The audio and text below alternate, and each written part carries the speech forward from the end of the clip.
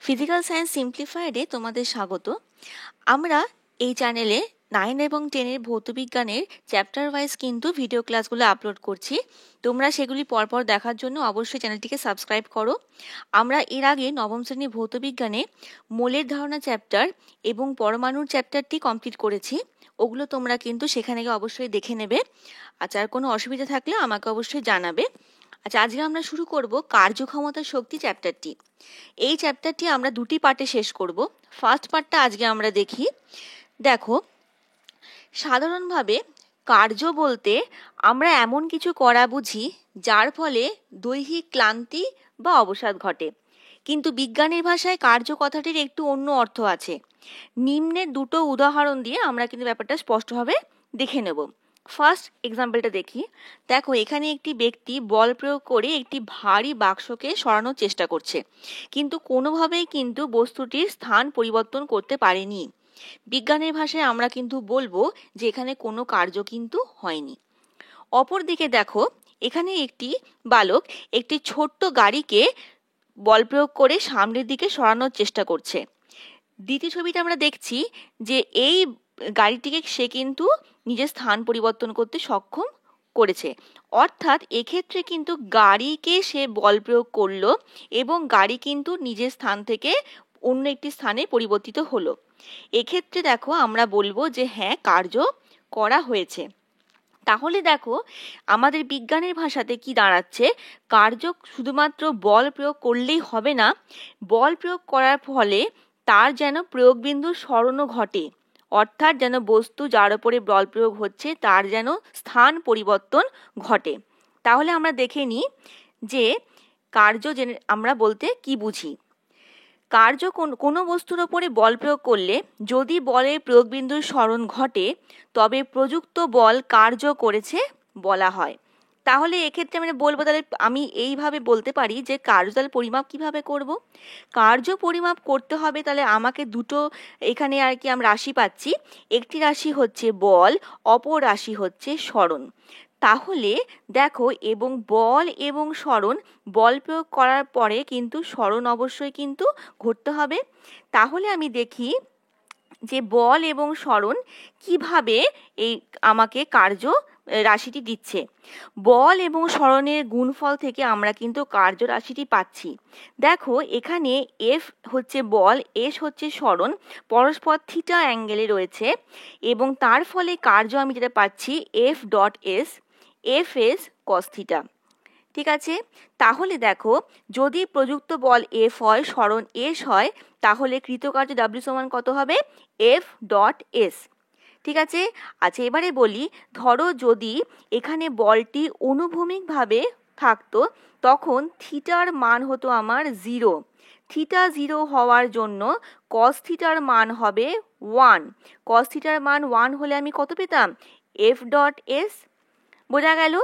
তাহলে এখান থেকে আমরা বলতে পারলাম যে কিভাবে আমরা কার্যকে পরিমাপ করব। ঠিক আছে, পরবর্তী জায়গায় চলে আসি।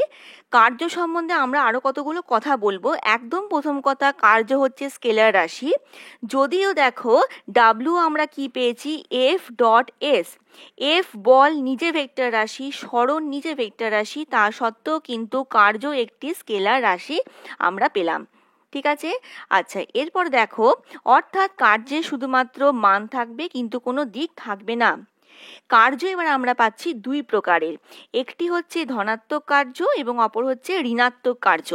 ধনাত্মক কার্য মানে হচ্ছে আমি যেদিকে বল প্রয়োগ করলাম যদি সেদিকেই বস্তুর সরণ ঘটে তাহলে তাকে আমরা বলবো ধনাত্মক কার্য। আর যেদিকে বল প্রয়োগ করলাম যদি প্রয়োগবিন্দুর সরণ তার বিপরীত দিকে ঘটে তখন তাকে আমরা বলবো ঋণাত্মক কার্য। আমরা এখানে দুটো এক্সাম্পল দিয়ে বুঝে নিই।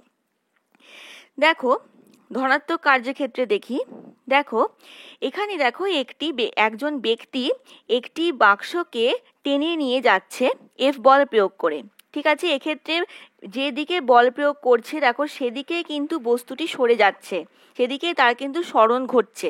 ঠিক আছে, তাহলে একে বলবো আমরা ধনাত্মক কার্য। অপর দিকে দেখি ঋণাত্মক কার্য।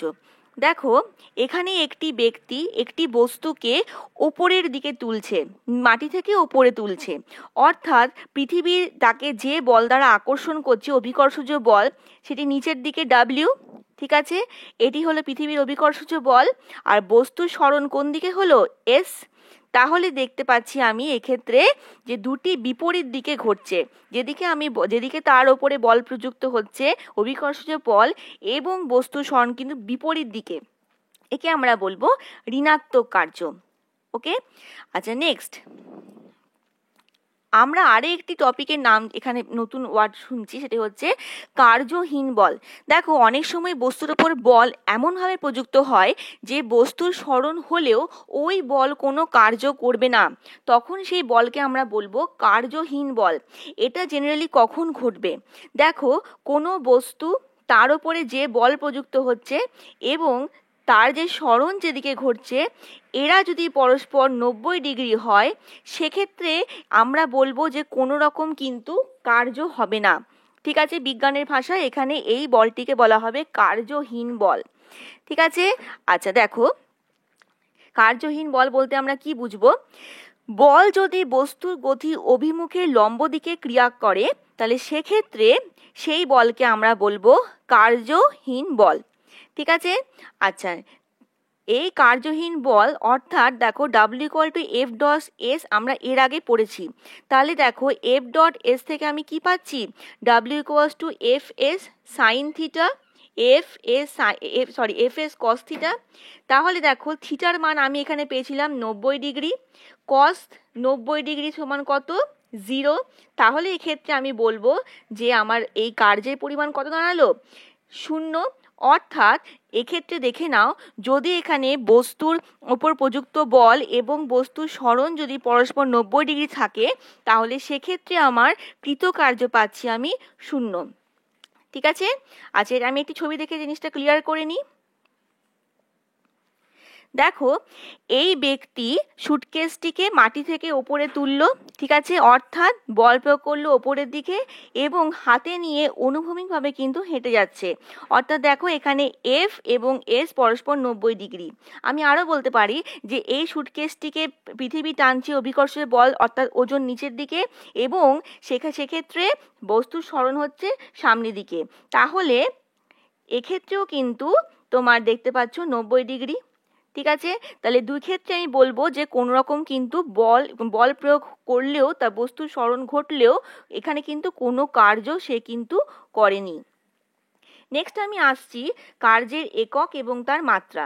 দেখো সিজিএস পদ্ধতিতে কার্যের একক হচ্ছে আর্ক। দেখো কার্য আমরা পেলাম ডাব্লিউ ইকুয়ালস টু এফ এবং এস।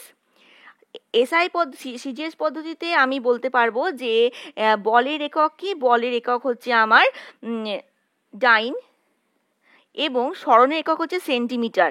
তাহলে erg or dyne centimetre. Okay, আর এসআই পদ্ধতিতে আমরা পাচ্ছি জুল।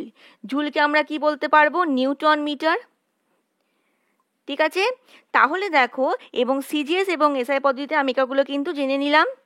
নেক্সট আমি আসছি এর মাত্রা। আমরা কিন্তু আবার বলবো যে মাত্রা কখনো তোমরা মুখস্থ করবে না, এগুলো আমরা সবসময় তৈরি করতে পারবো। কিরকম ভাবে? W equals to F dot S, অর্থাৎ বল এবং সরণের গুণফল। বলের মাত্রা কি? M L T to the power -2।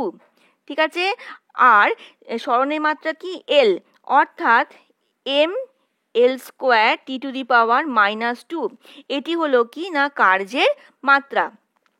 আচ্ছা এবারে দেখো আমি এখানে বলি যে এই দুই যে আমি তোমার একক পেলাম, এদের মধ্যে সম্পর্ক প্রতিষ্ঠা করা আসে। সম্পর্কটা হলো 1 joule equals to 10 to the power 7 erg. দেখো আমি কিছুক্ষণ আগে দেখালাম 1 জুল ইকুয়ালস টু 1 নিউটন এবং 1 মিটারের গুণফল। এবারে 1 নিউটন সমান 10 to the power 5 dine, R 1 metre সমান 10 টু দি পাওয়ার 2 সেন্টিমিটার। অর্থাৎ দেখো এই 10 টু দি পাওয়ার 5 গুণিত 10 টু দি পাওয়ার 2 সূচকের নিয়মে 10 to the power 5 plus 2 or 10 to the power 7 erg. ঠিক আছে, আচ্ছা পরবর্তী পেজে আমরা চলে যাই। ক্ষমতা আসি। ক্ষমতা কাকে বলবো? দেখো ক্ষমতার আমি একটা এক্সাম্পল দিই তোমাদের। ধরো দুই বন্ধুকে আমি একটি কাজ দিলাম যে তোমাদের বইগুলোকে নিয়ে তোমরা বুকশেলফে সাজিয়ে রাখো। ঠিক আছে, নির্দিষ্ট সময়ের মধ্যে দেখা গেল যার ক্ষমতা বেশি সে অনেক বেশি সংখ্যক বইগুলো সাজিয়ে রাখতে পেরেছে, অর্থাৎ যে ক্ষমতাশালী সে নির্দিষ্ট সময়ে বেশি কাজ করবে। সুতরাং ক্ষমতা পরিমাপ করা হয় যত কাজ করা হলো এবং তার জন্য যত সময় লাগলো এই দুয়ের অনুপাত দ্বারা। তাহলে সময়ের সাপেক্ষে কার্য করার যে হার তাকে আমরা কি বলবো? ক্ষমতা। এক্ষেত্রে দেখো ক্ষমতা যেহেতু কার্যের উপরে ডিপেন্ড করে, তাই কার্য যেহেতু স্কেলার রাশি, ক্ষমতাও কিন্তু এক্ষেত্রে স্কেলার রাশি হচ্ছে। আচ্ছা দেখে নিই, তাহলে ক্ষমতা পি সমান আমরা কি পাচ্ছি? তাহলে কার্য করার হার, তাই কার্য থাকবে আমার উপরে এবং ক্ষমতা থাকবে আমার নিচে। তাহলে পি সমান হচ্ছে W/T। ওকে, আচ্ছা তাহলে এক্ষেত্রে আমরা দেখে নিই যে পি সমান W/T, অর্থাৎ W তাহলে কি পাচ্ছি? আর W ইকুয়ালস টু কার্য। এক্ষেত্রে দেখো আমি আর একবার দেখিয়ে দিচ্ছি, W মানে আবার কি পাচ্ছি? F.S/T। এবারে দেখো সরণ বাই সময়কে আমরা বেগ বলে জানি, তাহলে এটা হচ্ছে F.V। ভিটা কি পেলাম? বেগ। তাহলে আমি যদি বলি ক্ষমতা এবং বেগের মধ্যে সম্পর্ক দেখাও, তখন আমি বলতে পারবো পি সমান হচ্ছে বল গুণিত গতিবেগ। ঠিক আছে, তাহলে ক্ষমতা বেগের সম্পর্ক তোমরা বুঝতে পারলে। নেক্সট আমি আসছি ক্ষমতার একক। দেখো আমি কিছুক্ষণ আগে আবার দেখিয়েছি পি সমান কত? W/T। তাহলে আমরা ডাব্লুর যা একক পাচ্ছি তাকে যদি সময় দিয়ে ভাগ করে দিই, তাই আমার কি পাচ্ছি? আমি ক্ষমতার একক। তাহলে সিজিএসে আমি ডাব্লুর একক কি পেয়েছিলাম? আর্গ। তাহলে এটা ডাব্লুর একক, এটা হচ্ছে সময়ের একক। ওকে, আচ্ছা নেক্সট আমি আসছি এসআই পদ্ধতিতে জুল/সেকেন্ড। এবারে দেখো এটি ব্যবহারিক একক খুবই এখানে জনপ্রিয়, সেটি হচ্ছে ওয়াট। তাহলে ওয়াট কিন্তু সিজিএস এবং এসআই উভয় পক্ষেরই কিন্তু ব্যবহারিক একক। ঠিক আছে, তাহলে P equals to W/T, watt একে আমরা বলছি ব্যবহারিক একক হিসেবে ব্যবহার করতে পারছি। নেক্সট দেখো মাত্রা নির্ণয় করে নিই। পি ইকুয়ালস টু W/T, ডাব্লুর মাত্রা আমরা কি পেয়েছি? mL²T⁻²। ঠিক আছে, আর এখানে নিচে পাচ্ছি আমরা টি, অর্থাৎ mL²T⁻³ হয়ে গেল আমার ক্ষমতার মাত্রা। ওকে, আচ্ছা এখানে আমি আরেকটি এককের কথা তোমাদের জানিয়ে দিই। হর্স পাওয়ার হচ্ছে আরেকটি একক, ব্যবহারিক একক। হর্স পাওয়ারকে জেনারেলি ইঞ্জিন এবং বিভিন্ন রকম বৈদ্যুতিক যন্ত্রপাতিতে ব্যবহার করা হয়ে থাকে, তাদের একক বলতে ব্যবহার করা হয়ে থাকে। তাহলে হর্স পাওয়ার হচ্ছে অ্যানাদার ইম্পর্টেন্ট একক। তাহলে 1 horse power equals to 746 watt. এটা খুবই ইম্পর্টেন্ট একটি টার্ম, এটা তোমরা অবশ্যই জেনে রাখবে। ঠিক আছে,